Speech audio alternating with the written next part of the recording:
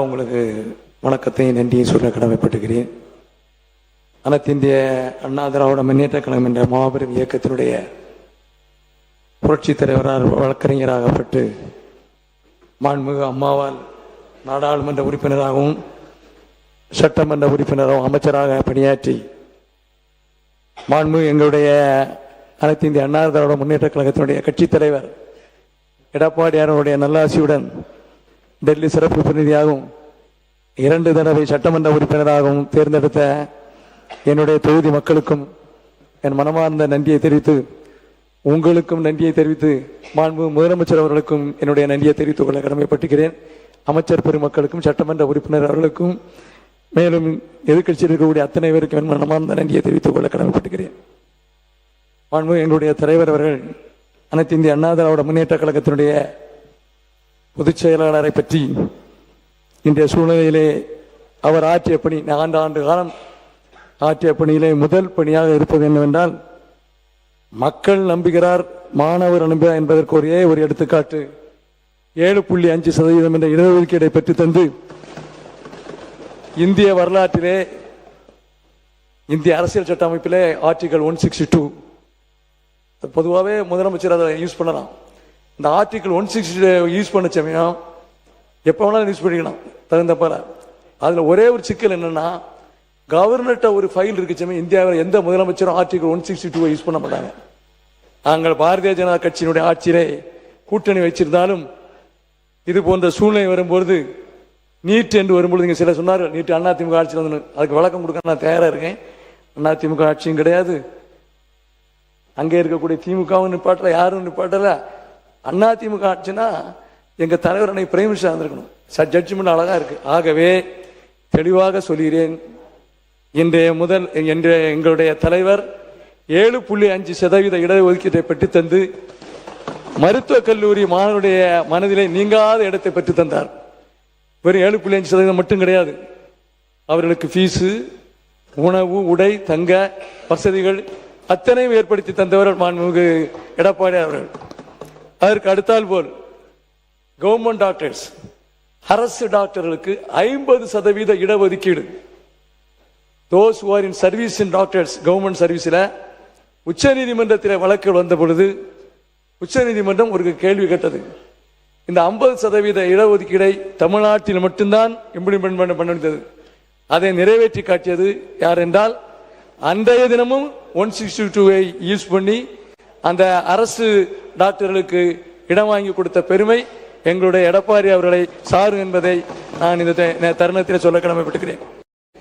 விவசாய குடும்பத்தில் பிறந்து தஞ்சை மாவட்டத்தில் இருக்கக்கூடிய விவசாயிகளை பாதுகாப்பதற்காக அங்கே நமது நண்பர் இருக்கிறார். மண்டலத்திலே பல பிரச்சனைகள் வந்தது, மைன்ஸ் எடுக்கப்பட்டு என்ற ஒரு பிரச்சனையெல்லாம் வந்தது. கடந்த கால ஆட்சியை பற்றி நான் சொல்ல வரவில்லை, சொன்னால் அதற்கு இப்பொழுது பல விளக்கங்கள் வந்துடும். ட்ரெஷரி பெஞ்சு பதில் சொல்லுவா அல்லது எதிர்கட்சி பதில் சொல்லுவா என்ற ஒரு சூழ்நிலை வராமல் அந்த தஞ்சை மண்ணை காப்பாற்றியவர் யார் என்றால் எடப்பாடி என்பதை இந்த நேரத்தில்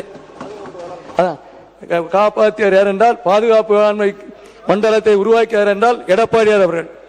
ஆக இதுதான் அனைத்து இந்திய அண்ணா திராவிட முன்னேற்ற கழகத்தில் மாண்புமிகு எங்களுடைய கட்சி தலைவர் எடப்பாடியார் செய்த சாதனை என்பதை நான் இந்த நேரத்திலே சொல்ல கடமைப்பட்டுகிறேன்.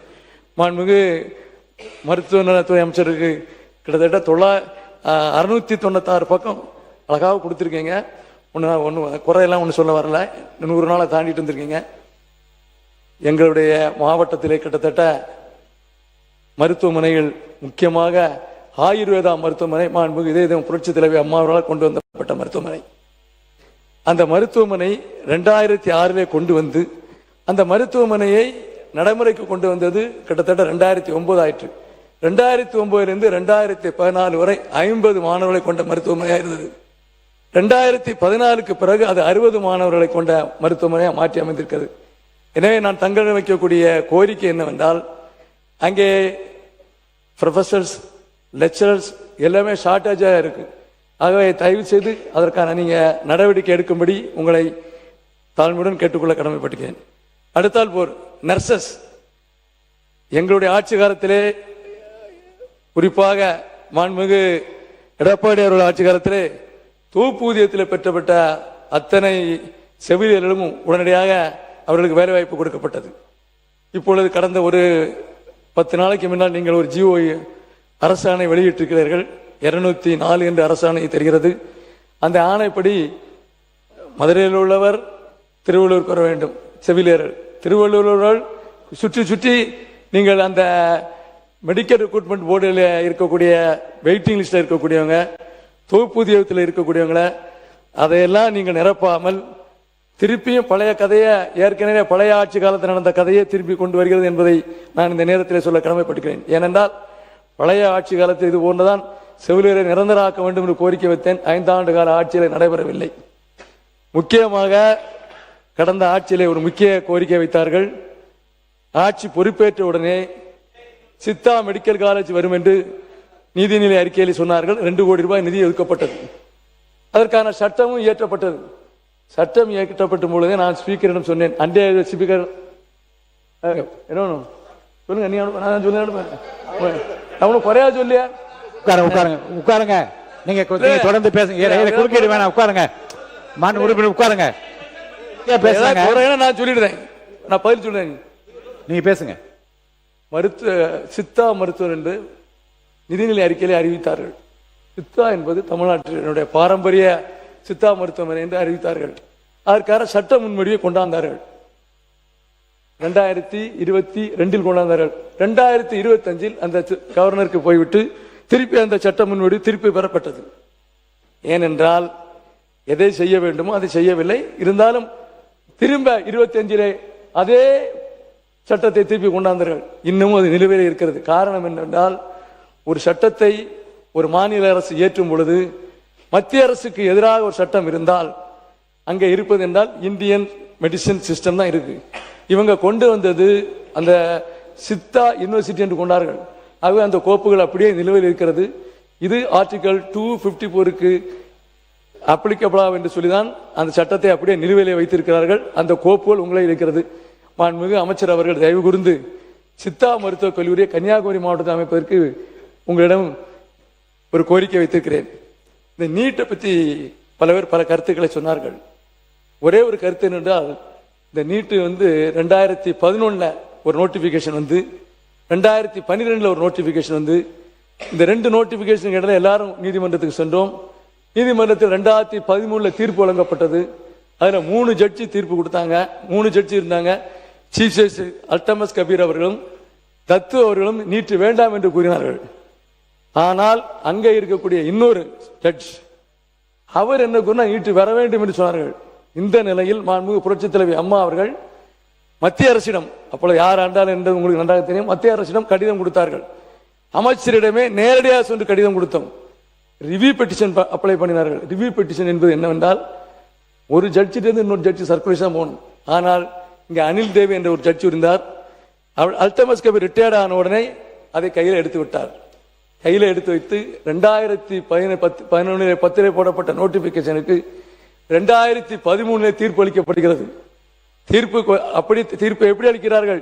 இந்த தீர்ப்பு அடிப்படையிலே அட்டார்னி ஜெனரலை வரவழைத்து நீங்கள் உடனடியாக பிரசிடென்டுடைய அசென்ட் வாங்க வேண்டும், அதுக்கு மேலாக இதை ஆக்டாக கொண்டாட வேண்டும், இதை பார்லிமெண்டில் வைக்க வேண்டும், மீண்டும் உச்ச நீதிமன்றத்துக்கு கொண்டு வர வேண்டும் என்று தான் கூறினார்கள். ஆகவே இதுக்கும் எடப்பாடியாருக்கும் சம்பந்தம் இல்லை. அன்றைய தினம் ஒருத்தர் சொன்னார், அதிமுக ஆட்சியிலே நீட்டு வந்தது என்று சொன்னார்கள்.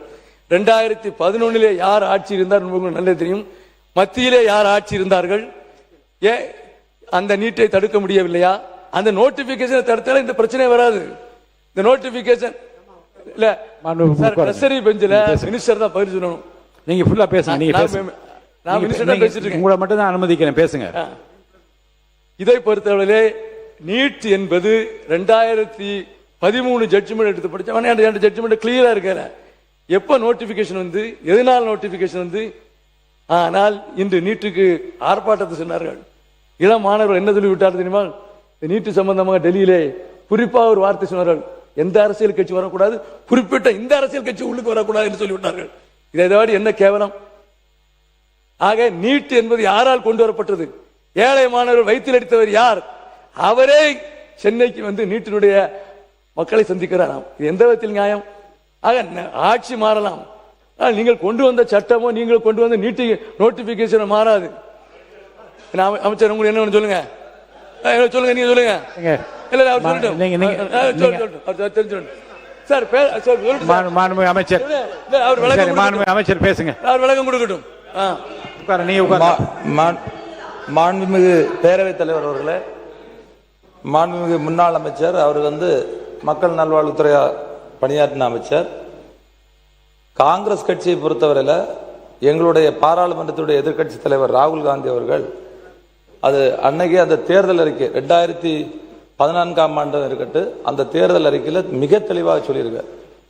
நீட் எந்தெந்த மாநிலங்கள் விரும்புதோ அந்தந்த மாநிலங்கள் தேசிய நுழைவுத் தேர்வை பயன்படுத்தலாம். அதில் அதனால தான் நாங்கள் திருப்பி சொல்றோம். இவங்க சொல்றாங்க 2016 நீட் உள்ளால வரல. 2017 யார் ஆட்சியில் இருந்தா? 2017 இருந்த ஆட்சியாளர்கள் தான் நீங்க கேட்கணும். அன்னைக்கு தான் நீட் தமிழ்நாட்டுக்குள்ள நுழைஞ்சு. 2016 கூட வரல. நான் இப்ப சட்டமன்ற உறுப்பினர். அதனாலதான் எங்களுடைய தலைவர், பாராளுமன்றத்துடைய எதிர்க்கட்சி தலைவர் தொடர்ந்து ஒவ்வொரு மாநிலத்தில் என்ன நிலைப்பாடு எடுக்கின்றார்களோ அந்த நிலைப்பாட்டுக்கு நாங்க ஒத்துக்கிட்டோம் தான் எங்க தலைவர் சொல்லியிருக்காரு. இப்ப கூட வந்த டைம்ல தமிழ்நாட்டில் நீட்டினால இறந்து போன 4 குடும்பங்களை பார்த்து நேரடியா பேசினாரு. அப்ப அவங்க சொன்ன விஷயம் என்னன்னா, இப்போ நீட்டை நாங்க 12ஆம் வகுப்பு படிச்சு அந்த 12ஆம் வகுப்பை வச்சு எழுதி அந்த மதிப்பெண் வச்சு நம்ம மருத்துவ சேர்க்கையில் சேரலாம்னு சொல்லியிருக்காங்க. ஆனா அங்க வந்தவர்கள், பாதிக்கப்பட்டவர்கள் என்ன சொன்னாங்க, இப்ப நாங்க இவ்வளவு படிச்சு கஷ்டப்பட்டு எக்ஸாம் எழுதுறோம், திருப்பி அந்த எக்ஸாம் எழுதுறதுக்கு நீங்க பயிற்சி, அதாவது பயிற்சி வகுப்புகள் இன்னைக்கு மாஃபியா மாதிரி தனியார் பயிற்சி மையங்கள் செயல்பட்டு அதிகப்படியான பணங்களை அவங்க 1,80,000 ரூபாய் வரைக்கும் அவங்க அந்த ஃபீஸ் வாங்குறாங்க. இன்னைக்கு அதாவது ஒரு தடவை எழுதி தோத்த பிறகு திருப்பியும் என்ன பண்றாங்க, திருப்பி 2வது தேர்வு எழுதுறாங்க. அப்படியும் வெற்றி பெற முடியல. ஆனால் கிராமப்புற மாணவர்கள் அதிகமாக பாதிக்கப்படுறாங்க. ஏன்னா கிராமத்துக்கு நகரத்துக்கு வித்தியாசம் இருக்கு. கிராமப்புறத்தில் இருக்கக்கூடிய மாணவர்கள் ஸ்டேட் போர்டு சிலபஸ்ல படிப்பாங்க, இன்னும் நகர்ப்புறத்தில் இருக்கக்கூடிய சிபிஎஸ்இ சிலபஸ்ல படிப்பாங்க. ஆனால் இதுல நிறைய வித்தியாசங்கள் இருக்கு. குரலர்படிகள் இருந்து தொடர்ந்து நீட் முறை என்பது கசிவு, தொடர்ச்சியா 187 முறை கசிவு ஏற்பட்டிருக்கிறது. அதான் எங்களுடைய தலைவர், பாராளுமன்றத்துடைய எதிர்க்கட்சி தலைவர் அவர்கள் மாணவர்களோடு சேர்ந்து போராடி இன்னைக்கு அதை முற்றிலுமாக தடுக்க வேண்டும், அதில் இருக்கக்கூடிய முறைகளை தடுக்க வேண்டும். 2029 ராகுல் காந்தி பிரதமராக வருவாரு. அப்ப இந்த நீட் இருக்காது என்பதை இந்த நேரத்தில் நான் தெரிவித்துக் கொள்கிறேன். உறுப்பினர், முன்னாள் முதலமைச்சர். மாண்புமிகு பேரவைத் தலைவர்களே, மாண்பு உறுப்பினர் எம்எல்ஏ இருந்தார். அப்போவே உங்களுக்கு தெரியும், இந்த சட்டமன்றத்தில் விவாதம்லாம் நடந்தது. இப்போ அமைச்சராக இருக்கிறீங்க. 2010 டிசம்பர் 21 தான் நோட்டிஃபிகேஷன் விட்டாங்க. அப்போ யாருடைய ஆட்சி? காங்கிரஸ் ஆட்சி தான் இருந்தது. நீ இதை கொண்டு வரல, இந்த பிரச்சனையும் இருந்திருக்காது. இவ்வளவு போராட்டம் பண்ண வேண்டிய அவசியமே இல்லை, இவ்வளவு விவாதம் தேவையே இல்லை. எத்தனை முறை தீர்மானம் நிறைவேற்றிக்கிறோம். அதிமுக தீர்மானம் நிறைவேற்றியது, திமுக நிறைவேற்றியது, இப்பொழுது இந்த அரசு நிறைவேற்றிருக்கிறது. இப்படி எல்லா அரசுகளும் மாறி மாறி வருகின்ற பொழுது ஒரு தீர்மானத்தை கொண்டாந்து நிறைவேற்ற வேண்டிய நிலை ஏற்படக்கூடிய சூழ்நிலை ஏற்படுத்தியது மத்தியில் இருந்த காங்கிரஸ் ஆட்சி. ஏன்னா அப்பவே இந்த மக்களுடைய பிரச்சனை, மாணவருடைய உணர்வை புரிஞ்சிருக்கணும்ல, மாணவர்கள் கஷ்டப்படுவாங்கன்னு உங்களுக்கு தெரியும்ல. கொண்டு வந்த பிறகு ஒவ்வொரு அரசும் போராடி தான் இந்த பிரச்சனை நம்ம உருவாக்கிட்டு இருக்கிறோம். அது மட்டும் இல்ல, உச்ச நீதிமன்றம் அளித்த தீர்ப்பு நம்ம முரணா நடக்க முடியாது. அதிமுக ஆட்சிக்கின்ற உச்ச நீதிமன்ற தீர்ப்பு அளிக்கப்பட்டது. அப்ப யார் இந்த நீட்டுக்கு ஆதரவா வாதாடினார் என்று நாட்டு மக்கள் அனைவருக்கும் தெரியும். அந்த தீர்ப்பு வந்த பிறகு வெளியில நான் யாருடைய பெயரை சொல்லலைங்க, யாருடைய பெயரை சொல்லல, பேசுறாங்க.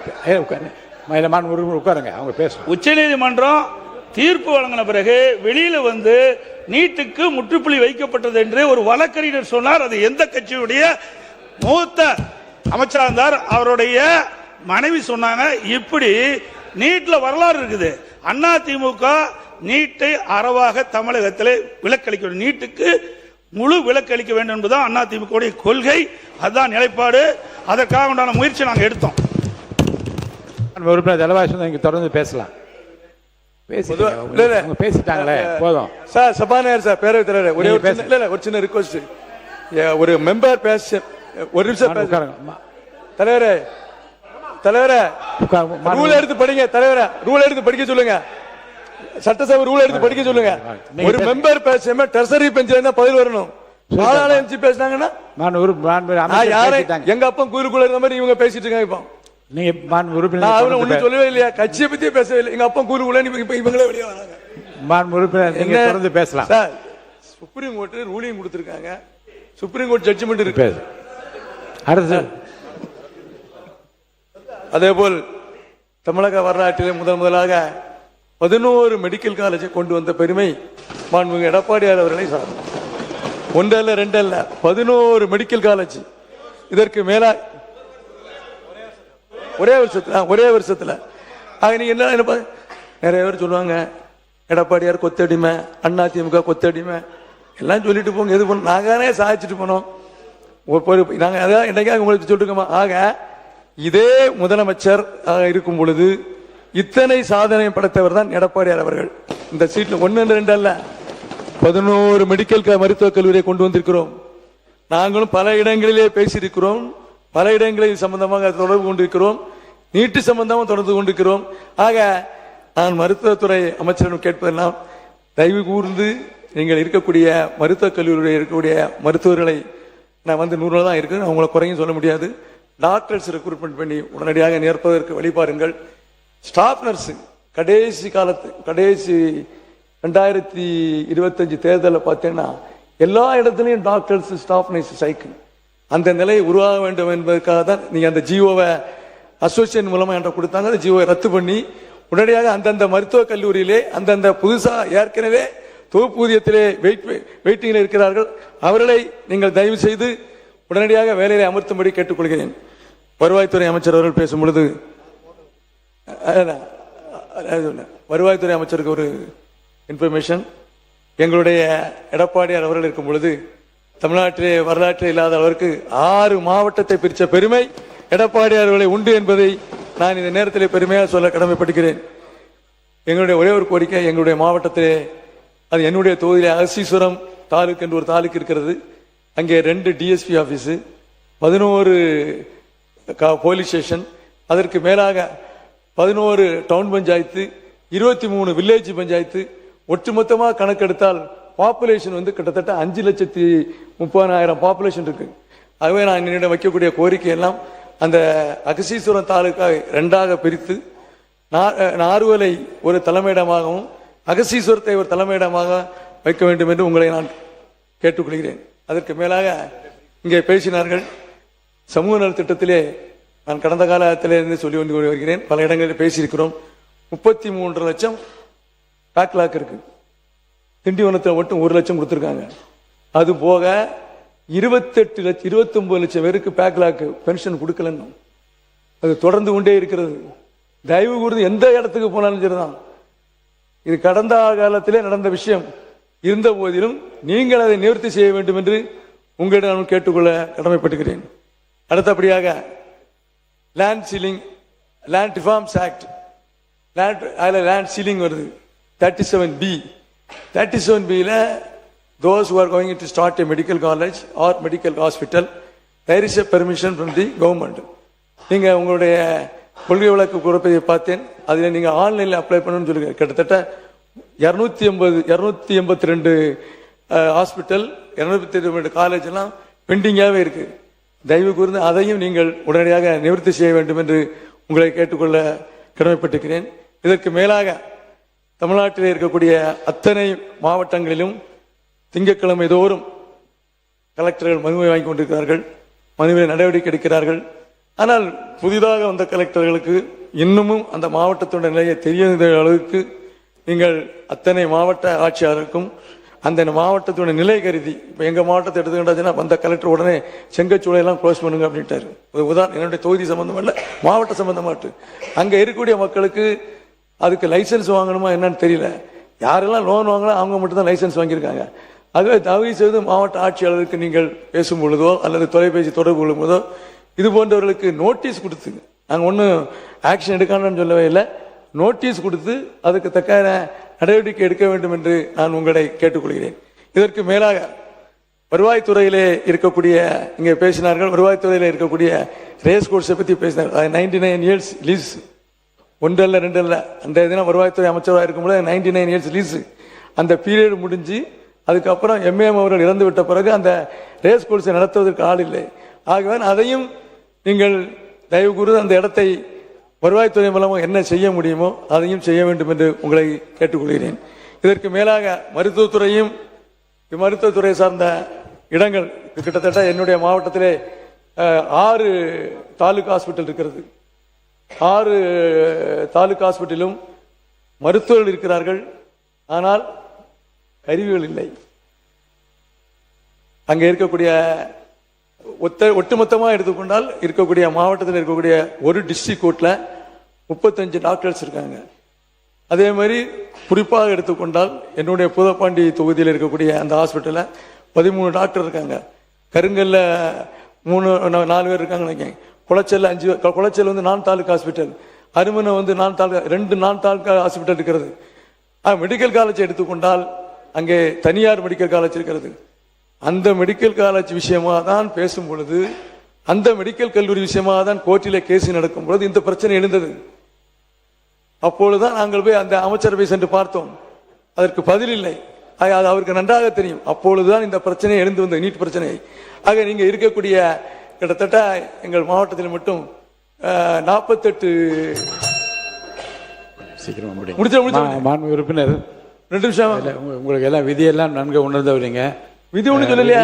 இல்ல இந்த பேரவை நடைமுறை பத்தி இல்ல அத பேரவை தலைவரை பார்த்து பேச, நீங்க வந்து நேரடியாக மாண்பு அமைச்சரை பார்த்து பேச என்னை விழித்து நீங்கள் பேச வேண்டும் என்று கேட்டுக்கொள்கிறேன். அதனால நோட் பண்ணிட்டு இருக்க எழுதிட்டு இருந்தாரு. அவர் எழுதுறாரு. நான் சொல்லலாம் எழுதிட்டு இருந்தாரு. ஆனால் எனக்கு மகிழ்ச்சி நோட் பண்ணிட்டு வருமில்ல. ஆக கிட்டத்தட்ட 38 பிஹெச் இருக்கு. அதில் 10 பிஹெச் வந்து அப்கிரேடட் பிஹெச்எஸ். இந்த அப்கிரேடட் பிஹெச்எஸ்ல போதுமான வசதிகள் இல்லை. குறிப்பாக அங்கே இருக்கக்கூடிய மிஷின்கள் எல்லாமே பழுதடைந்து விட்டன. அங்கே இருக்கக்கூடிய கருவிகள், உபகரணங்கள், மருத்துவ உபகரணங்கள் அத்தனையும் கிட்டத்தட்ட 10 ஆண்டுகளுக்கு முன்னால் ஆகப்பட்டது. முதலாக மாண்புமிகு புரட்சித் தலைவி அம்மா அவர்கள் ஒட்டுமொத்தமாக தமிழ்நாட்டில் இருக்கக்கூடிய மருத்துவமனைகளை எல்லாம் அப்கிரேட் பண்ண வேண்டும் என்பதற்காக ஹெல்த் சிஸ்டம் ப்ராஜெக்ட் என்ற ஒன்றை 2005 கொண்டாந்தார்கள். அந்த 2005 கொண்டு வரும் பொழுது அதில் கன்னியாகுமரி மாவட்டம் உள்ளடங்கும்.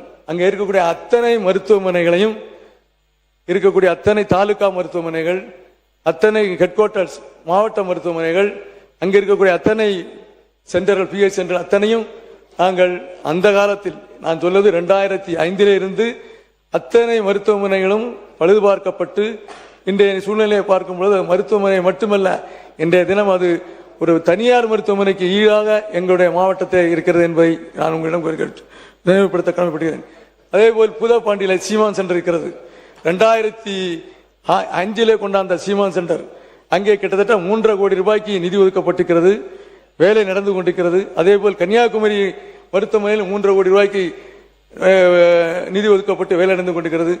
இதற்கெல்லாம் மருத்துவர்கள் தேவை, மருத்துவ உபகரணங்கள் தேவை. இதையெல்லாம் தாங்கள் கண்டிப்பாக செய்து தர வேண்டும் என்று உங்களை கேட்டுக்கொள்கிறேன்.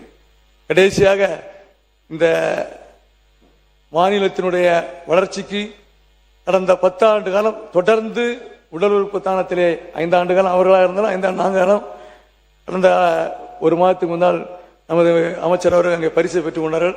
அனைத்து இந்திய அண்ணா திராவிட முன்னேற்ற கழக ஆட்சியிலே தொடர்ந்து 5 ஆண்டு காலம் உடல் உறுப்புகளுக்கு தானம் வழங்குவதிலே நம்பர் 1 இருந்தோம் இந்தியாவிலே. அதேபோல் அவர்களும் நம்பர் 1 இருந்தார்கள். தொடர்ந்து நீங்கள் இதையும் வலியுறுத்தி உங்களுடைய ஆட்சி காலத்திலும் நீங்களும் டெல்லியில் சென்று அவார்டு வாங்க வேண்டும் என்பது எங்களுடைய எண்ணம் என்பதை நான் இந்த நேரத்திலே உங்களிடம் சொல்ல கடமைப்பட்டுகிறேன். ஆக இருக்கக்கூடிய முடிச்சிருந்தேன். 18 நிமிஷம் ஆயிடுச்சு. ஆகவே எனக்கு வாய்ப்பளித்த உங்களுக்கும் எங்களுடைய தலைவர்களுக்கும் நன்றியை சொல்லி விடைபெறுகிறேன். நன்றி, வணக்கம்.